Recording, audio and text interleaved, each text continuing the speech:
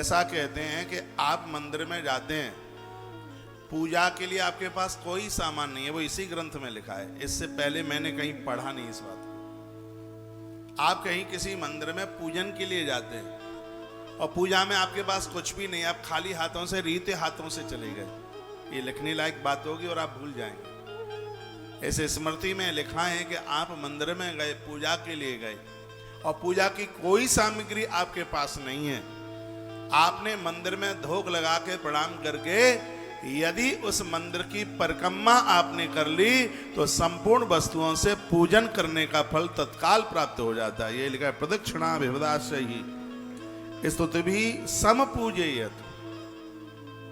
लिखा है प्रदक्षिणा करके वंदन प्रणाम आपने कर लिया तो संपूर्ण वस्तुओं से जो पूजा देवी देवताओं की होती है उससे जो पुण्य, जो फल आपको प्राप्त हो गया है, वह फल आपको तत्काल प्राप्त हो जाता है। वस्तु भी है, सामान भी है और परिक्रमा भी है, फिर तो वो बहुत बड़ी बात हो गई।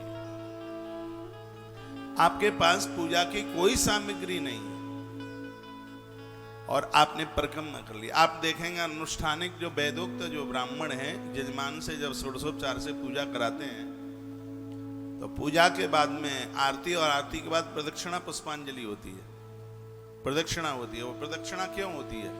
किसी भी वस्तु का, सामान का अभाव रह गया हो, कोई सामान जितना देवताओं को चढ़ता है उतना नहीं हो पाया हो, तो जैसे आपने प्रदक्षिणा कर ली है उसी समय संपूर्ण सामग्री से पूजने से जो फल प्राप्त होता है, दैव प्रदक्षिणा करने से उतने ही फल की प्राप्ति होती है।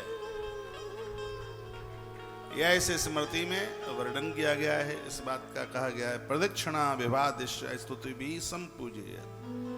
आप देवता की स्तुति कर लेते हैं, वंदन प्रणाम कर लेते हैं और एक परिक्रमा कर लेते हैं तो संपूर्ण पूजा सामग्री से जो आपने पुण्य फल प्राप्त कर लिया उतने फल की प्राप्ति हो जाती। व्यासपीठ की भी पूजा की बड़ी महिमा है, इसकी भी बड़ी वस्तुएं हैं। इसमें लिखा है कपड़ा चढ़ाओ, फूल चढ़ाओ, तुलसी चढ़ाओ, व्यास के माथे पर चंदन लगाओ, आरती उतारो, कपूर जलाओ।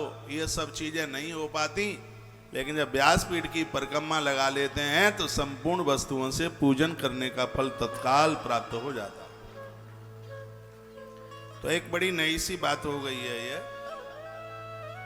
और बड़ी अच्छी सी बात हो गई है। जब भी आप मंदिर में जाएं, कभी प्राण प्रतिष्ठित मंदिर, यदि उसमें परिक्रमा की जगह नहीं है तो उस मंदिर का अधूरापन है, मंदिर पूर्ण नहीं है। प्रदक्षिणा की इतनी बड़ी महिमा है। प्रदक्षिणा विविधस्य स्तुतिभिः सम्पूज्यते।